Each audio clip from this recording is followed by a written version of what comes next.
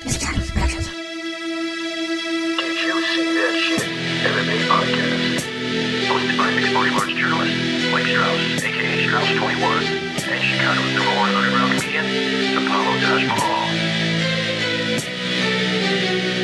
Thank you for listening. I'm Mike Strauss, aka Strauss21, and this is Apollo Taj Mahal. We are the guys from the Did You See That Shit Mixed Martial Arts podcast. We know you're going to like the interview, so be sure to like, follow, and subscribe on all the social media platforms, as well as the Missing Time Productions YouTube channel. And don't forget to go to didyousseethatshit.com for a complete rundown of all of our content. Right, Apollo? Yeah. All right, I want to welcome back Zak The Barbarian Ottow to the show. He is one of the baddest dudes on the planet, and I want to know how you make the welterweight division, sir. Well, it's not the easiest one for me to make. I had a lot of fights coming up at 185 and slowly kind of worked my way down, testing the waters, getting down to catch weights at 80 and 75, and then eventually made that move all the way down the welterweight down to 170. It just takes a good, disciplined diet and my training routine that I have, along with my strength and conditioning that I have to get ready for the fights. And then, of course, the whole water trick there at the end, the week of the fight. I think for my last one, I had to cut like 12 or 13 pounds of water leading up to the fight for weigh-ins. So if I have a proper amount of time to prepare, I can get my weight down and make that weight. But it's nothing that I don't walk around close to that weight. So short notice fights at 170 are probably not a thing we're going to be seeing you take advantage of too many times. No, not. Luckily, when I had made my debut, I think I had like 14 days notice or 12 days notice, but I was already getting ready for a fight. I was going to be fighting on the regional level for Legacy like the week after. So it's not like I was coming off the couch making that weight on 2 weeks notice. And then in the UFC, I've had a couple fights where I had like 3.5 weeks notice. That's about the cutoff right there. Oh, okay. Well, yeah, that's still 3 weeks that's impressive, man. That you 3.5. Those, the fight I had in New Zealand with Kunamoto, that was like, I had to drop like 38 pounds in like 24 days. Wow. Whoa. Yeah. So yeah, you can do it. It's not that big of a deal. Yeah. Wow. Luckily, my weight it fluctuates quite a bit, and it works with me. And once I get dialed in, it comes off. So I don't have problems with that. Where I know there's some other people that just maybe they lose less weight than I do, but they just have more of a problem with it coming off. Now, for someone like you who seems to be a professional all the way through, it must really bug you when you see fighters not making weight.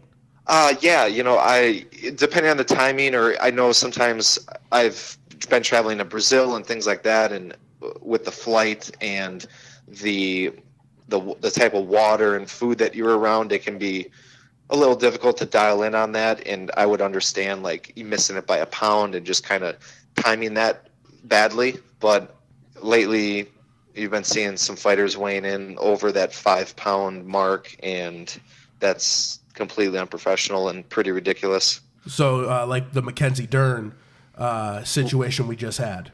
Right. Exactly. I mean, what was that? 7 pounds. That's very drastic. You're definitely giving your opponent a disadvantage in the fight, and it's difficult. Being that opponent, you've trained hard. You're looking forward to that win payday, and you definitely want to fight. And now this person is going to go in there with a clear advantage. I think probably more pay should be taken to really deter people from doing that.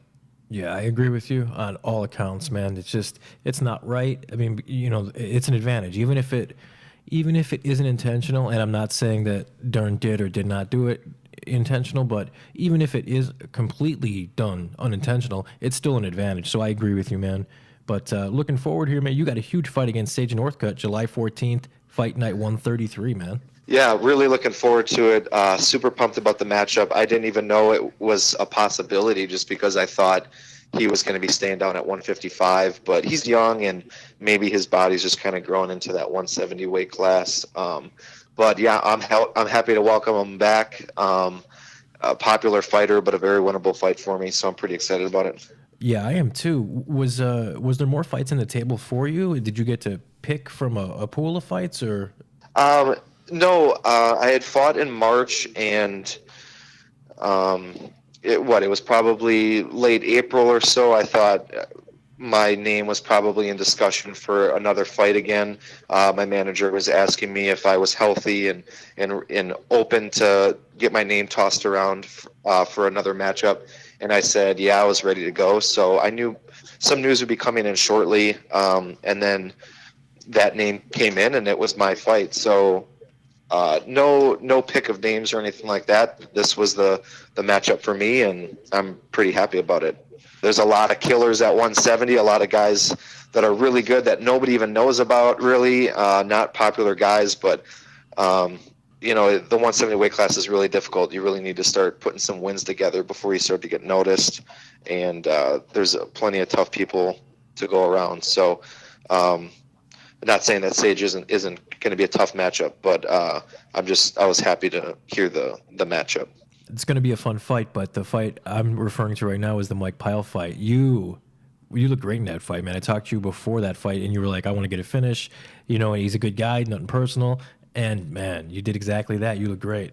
Appreciate that. Yeah, we had seen some things on film and just the durability of his chin and his older age and stuff. We wanted to stay aggressive, just go out there and really fight, and play, do a little bit less of the chess match and just go in there and let it out. And there were some things, like I said, I saw on tape that I was trying to take advantage of, and it actually didn't quite work out that way. I ended up kind of like changing strategy for a little bit about halfway through the round and able to set an angle and land the right hand, and that's all she wrote. So able to get the finish there, and super important time for me, I think, in my career to get that finish, and now set me up for fights like this. Fighting Sage, hopefully we'll be high up on the card out in Boise, Idaho, and keep moving up the ladder.